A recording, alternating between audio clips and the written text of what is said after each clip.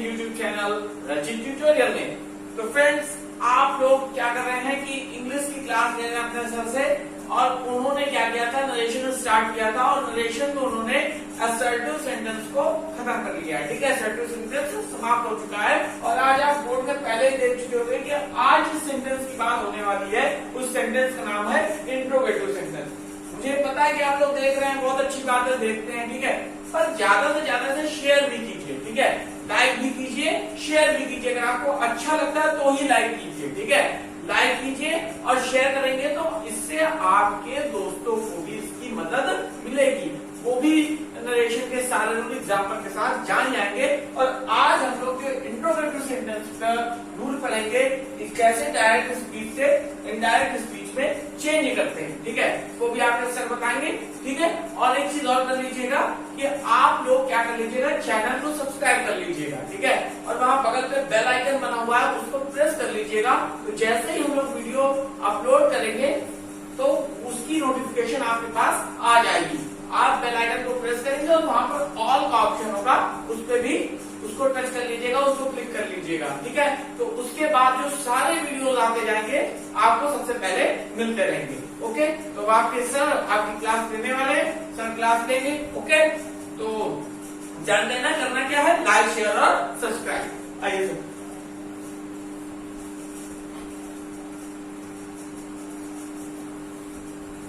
हाँ बच्चों, तो आपने कल तक असर्टिव सेंटेंस के सारे नियम उदाहरण सहित पढ़ लिए और जैसा तुमने असर्टिव सेंटेंस में पढ़ा था कि जिस तरह से असर्टिव सेंटेंस को स्वीकारात्मक वाक्य कहते हैं और स्वीकारात्मक वाक्य में दो भाग होते थे उसके, एक होता था अफर्मेटिव और दूसरा होता था निगेटिव। ठीक उसी तरह से इंट्रोगेटिव सेंटेंस के भी दो भाग होते हैं। एक होता है फर्स्ट टाइप इंट्रोगेटिव और दूसरा होता है second type interrogative. First type interrogative को कहते हैं बिगिनिंग विद हेल्पिंग वर्ब, अर्थात ऐसा वाक्य जो सहायक क्रिया से प्रारंभ होता है, और दूसरा जिसे हम सेकेंड टाइप कहते हैं वो सेंटेंस इंट्रोगेटिव वर्ड से प्रारंभ होता है। तो आप बिल्कुल पेन कॉपी सब तैयार लेकर बैठिए। मैं आपको नियम बता रहा हूं। पहला वाला first type of interrogative, beginning with helping verb, अर्थात सहायक क्रिया से शुरू होने वाला वाक्य। इसके नियम मैं आपको बता रहा हूं। तो पहले तो आप ये समझिए कि अगर आपका रिपोर्टेड स्पीच सहायक क्रिया से प्रारंभ होता है, चाहे वो डू डज हो, चाहे वो इज एंड आर हो, चाहे वो हैज हैव हो, चाहे डिड हो, चाहे वाज वेयर हो, चाहे हैड हो, चाहे हैड बीन हो, हैड हो, और चाहे विल हो, और चाहे शैल हो या विल भी हो, शैल कुछ भी हो, किसी भी सहायक क्रिया से शुरू हो, इनके नियम में आज आपको बता। तो ध्यान दीजिए, सबसे पहले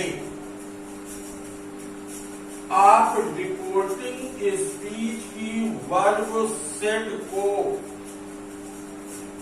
आस्क्ड या इंक्वायर्ड ऑफ में बदल दीजिए।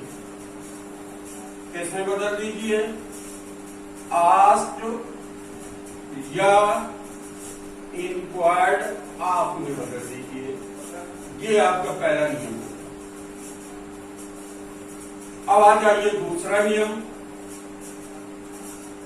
जो कामा इन्वर्टेड कामास लगा होता है, तो याद रखिए आप कि कामा इन्वर्टेड कामास को हटाकर कंजंक्शन इफ या वेदर लगता है। क्या लगता है कंजंक्शन? इफ या वेदर लगता है। अब नंबर 3 पे आ जाइए। जो आपका रिपोर्टेड स्पीच है उस पूरे वाक्य को इनडायरेक्ट में बदलते समय असर्टिव सेंटेंस में बदल देते हैं। किस सेंटेंस में बदल देते हैं? असर्टिव सेंटेंस में बदल देते हैं।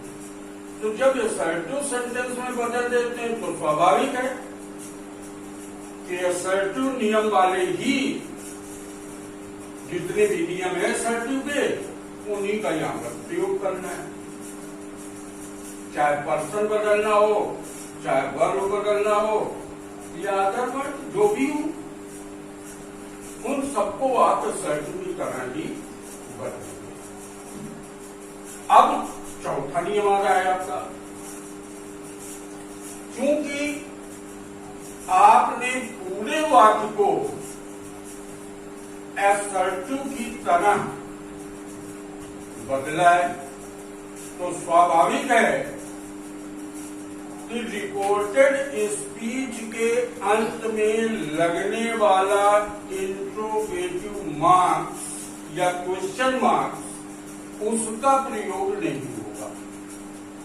उसके स्थान पर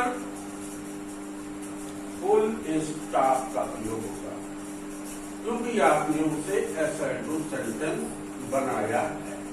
तो ये 4 नियम हैं।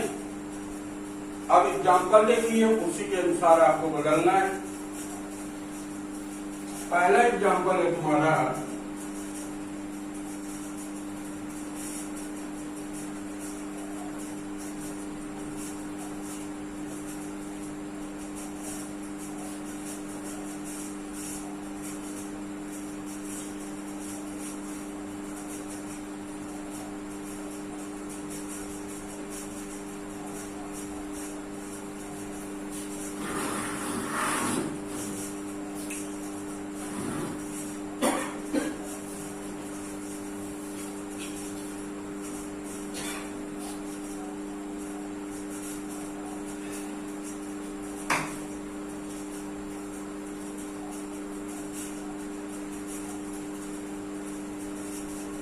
ये देख लीजिए। Suresh said to him, comma inverted comma में, do you write a letter. ठीक, तो आप ध्यान दीजिए रिपोर्टेड स्पीच में कि जो वाक्य तुम्हारा रिपोर्टेड स्पीच का है वो सहायक क्रिया से शुरू है, बिगिनिंग विद हेल्पिंग वर्ब। तो सबसे पहले सेंटेंस लिखिए आप,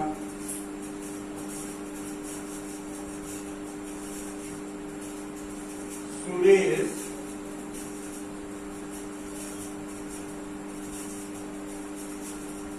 आस्क्ड हिम। चाहे आस्क्ड लगा दीजिए, चाहे इंक्वायर्ड आप लगा दीजिए, जो आपकी मर्जी हो।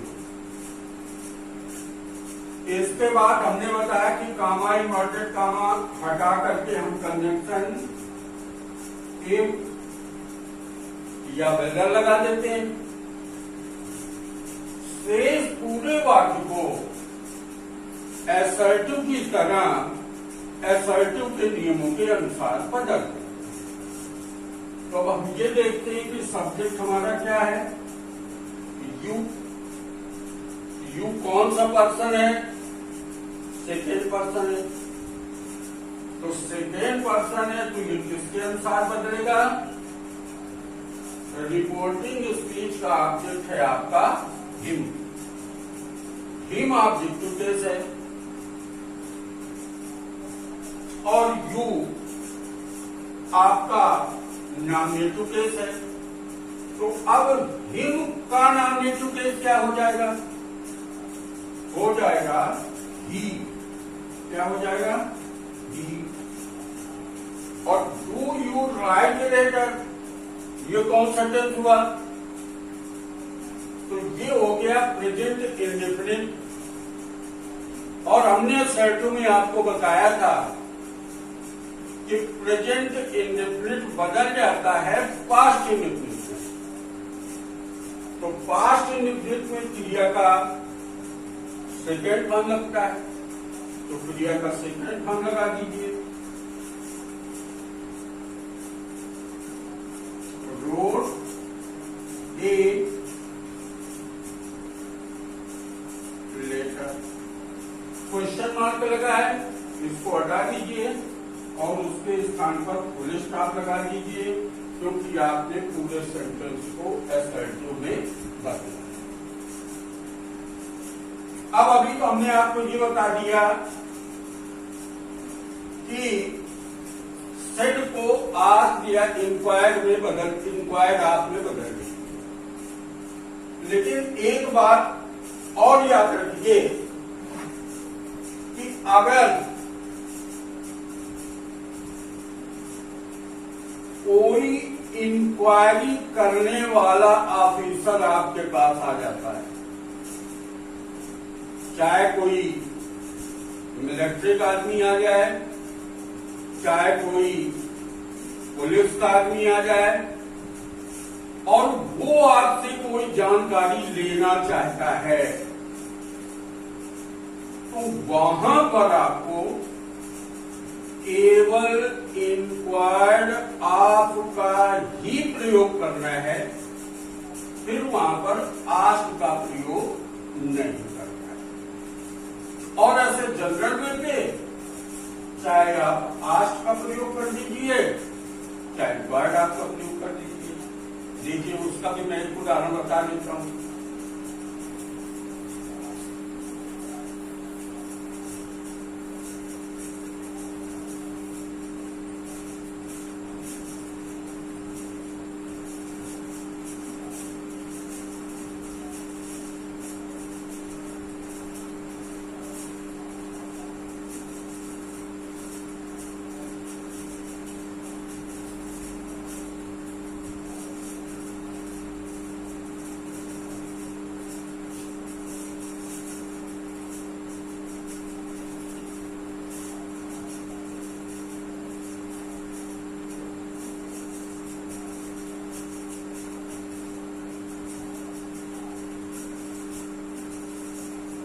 अब ये सेंटेंस है, पुलिस आ गई आपके घर में और पुलिस लड़की से पूछ रही है, और पुलिस लड़की से पूछ रही है कि what is your name. Police उससे पूछ रही है, उससे का बोल किससे हो रहा है? यहाँ पर लड़की से हो रहा है, क्योंकि हर लगा है। अब यहाँ पर पुलिस जो है किसी जानकारी के उद्देश्य के पास उसके पास गई है और जानकारी प्राप्त करना चाह रही है, तो यहाँ पर आप आस्क मत लगाइए। यहाँ पर आपको किसका प्रयोग करना है? इंक्वायर्ड आपका। तो क्या हो जाएगा?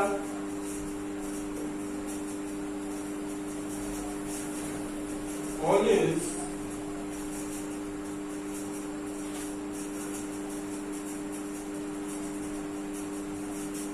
inquired of her। फिर हमने बताया कि कामा इन्वर्टेड कामा हटा करके कंजंक्शन क्या लगा दीजिए? इफ या वेदर। लेकिन यहां पर इफ या वेदर का प्रयोग नहीं होगा। क्यों नहीं होगा भाई? क्योंकि यहाँ पर सेकेंड टाइप इंट्रोगेटिव वर्ड आ गया है, सेकेंड टाइप का इंट्रोगेटिव है ये। और सेकेंड टाइप इंट्रोगेटिव में क्या होता है कि इंट्रोगेटिव वर्ड आते हैं, बिगिनिंग विद हेल्पिंग वर्ब नहीं है, बिगिनिंग विद इंट्रोगेटिव वर्ड है, व्हाट आ गया। तो ऐसी परिस्थिति में जहां कहीं पर भी वाक्य में इंट्रोगेटिव वर्ड आता है तो कामा, इन्वर्टेड कामा हटाकर हम कंजंक्शन इफ या वेदर का प्रयोग नहीं करते, उसके स्थान पर उस इंट्रोगेटिव वर्ड को ही कंजंक्शन के रूप में प्रयोग किया जाता है। और सारे नियम पूर्ववत हैं, अर्थात पूरे वाक्य को SR2 की तरह SR2 के नियमों के अनुसार ही बदल दिया जाएगा। और लास्ट में जो आपका प्रश्नवाचक चिन्ह है उसको हटा करके फुल स्टॉप का प्रयोग कर देंगे। तो अब हो गया police inquired of her what. अब ये योर है तुम्हारा सेकेंड पर्सन, इस सेकेंड पर्सन को हम ऑब्जेक्ट से बदल देंगे। तो योर है आपका पॉजिटिव केस, तो हर का पॉजिटिव केस क्या हो जाएगा हर, तो हो गया व्हाट हर नेम व्हाट। और क्वेश्चन मार्क हटा करके आप लगा दीजिए पुलिस का। समझ में आ रही है भाई बात। तो आपका एक example beginning with helping verb का हो गया और एक example beginning with interrogative word का हो गया। नियम एक बार समझना चाहे तो और मैं समझा सकता हूं। पहला beginning with helping verb, said को आप आस्क्ड या इंक्वायर्ड आप में बदल दीजिए। कामा, इन्वर्टेड कामा हटा करके कंजंक्शन इफ या वेदर लगा दीजिए। शेष पूरे वाक्य को SR2 की तरह SR2 को नियमों के अनुसार बदल दीजिए। अंत में प्रश्नवाचक चिन्ह हटाकर उसके स्थान पर फुल स्टॉप का प्रयोग कर दीजिए। ये बात तो हो गई बिगिनिंग विद हेल्पिंग वर्ब। अगले नियम पे आ जाओ, बिगिनिंग विद इंट्रोगेटिव वर्ड। तो सीधी सी बात है, अंतर नियमों में कुछ भी नहीं है। यहां पर भी हम सेड को हटा करके आस्क्ड या इंक्वायर्ड आप में बदल देते हैं और कामा, इन्वर्टेड कामा हटाकर जो रिपोर्टेड स्पीच में इंट्रोगेटिव वर्ड आया हुआ है प्रारंभ में, उस इंट्रोगेटिव वर्ड को ही कंजंक्शन के रूप में प्रयोग करते हैं। और लास्ट नियम क्या हो गया, SR2 की तरह इसे बदल देते हैं और क्वेश्चन मार्क को हटा करके हम फुल स्टॉप का प्रयोग कर देते हैं। उम्मीद है हमें कि ये आपको दोनों नियम आ गए होंगे, बिगिनिंग विद हेल्पिंग वर्ब वाला भी और बिगिनिंग विद इंट्रोगेटिव वर्ड वाला। चलिए अब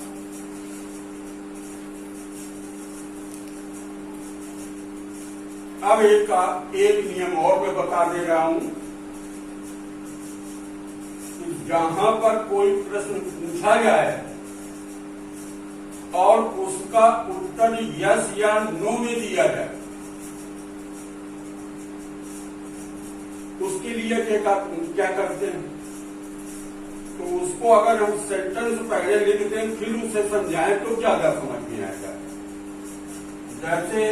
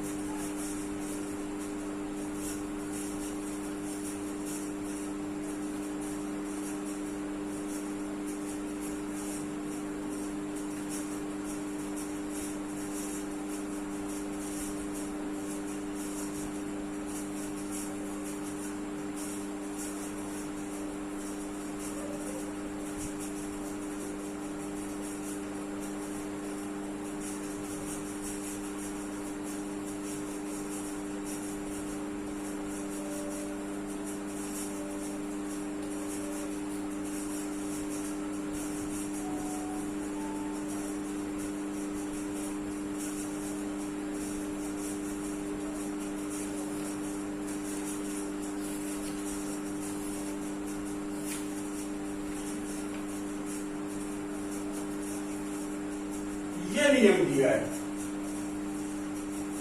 Suresh said can you give me this pen.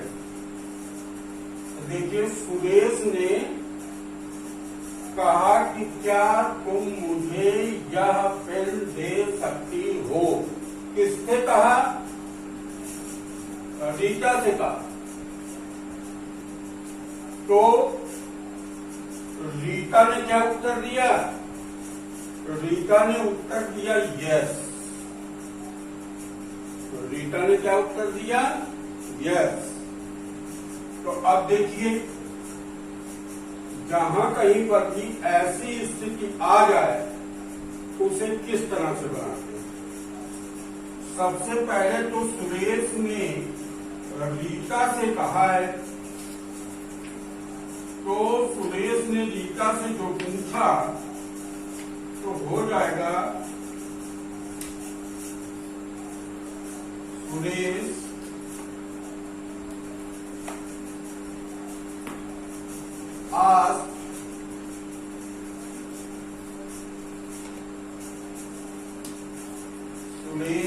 asked Rita.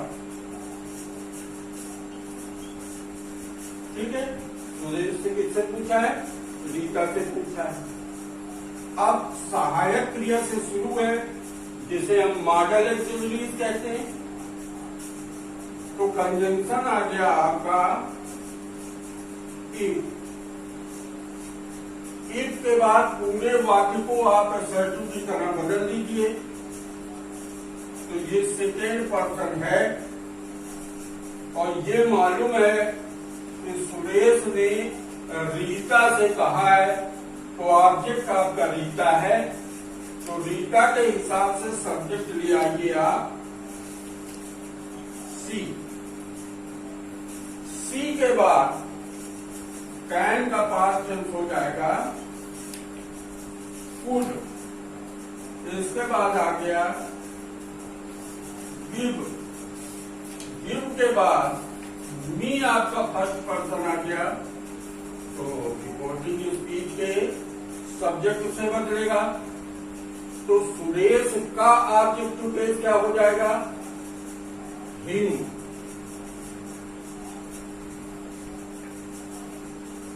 This है आपका, दिस बदल जाएगा दैट। और इसके बाद आ गया पेन।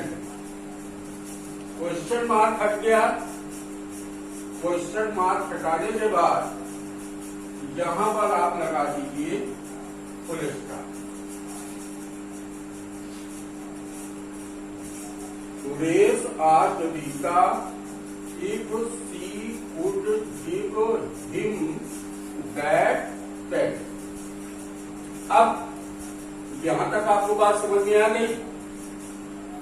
लेकिन अब क्या है कि रीता ने उत्तर दिया है। रीता ने क्या किया है? उत्तर दिया है। तो आप लिखेंगे रीता रिप्लाइड।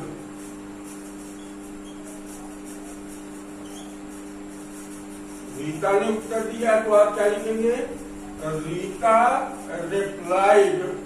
और इसके बाद चूंकि अफर्मेटिव सेंस में बात हो रही है कि हाँ हम देंगे, तो कंजंक्शन लग जाएगा दैट। और दैट के बाद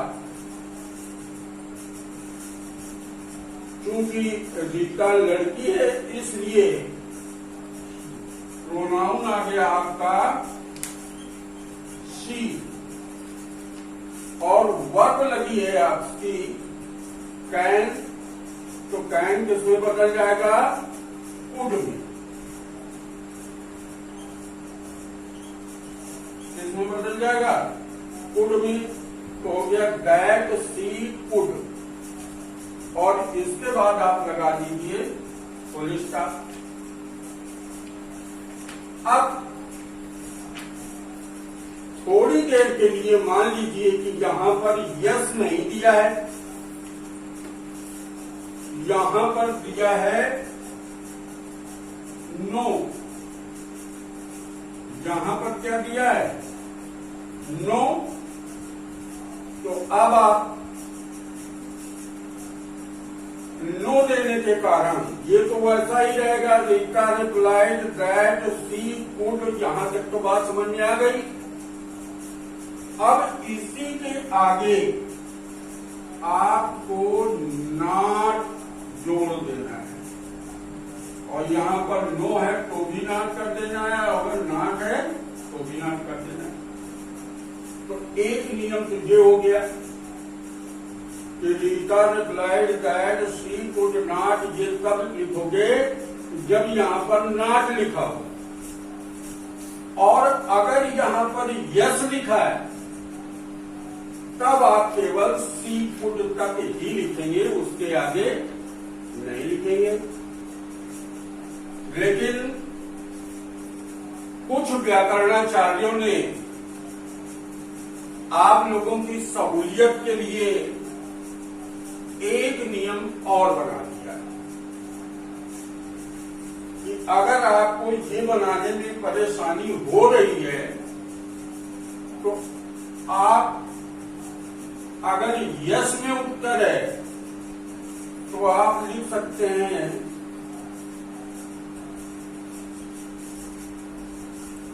Rita reply in the affirmative।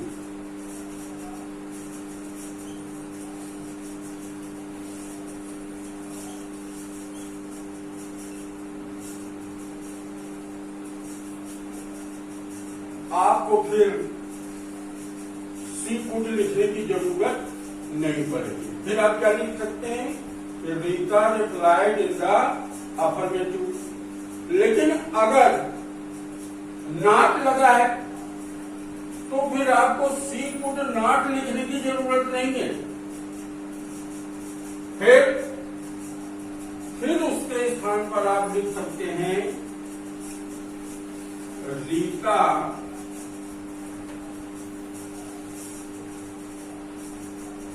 Reply in the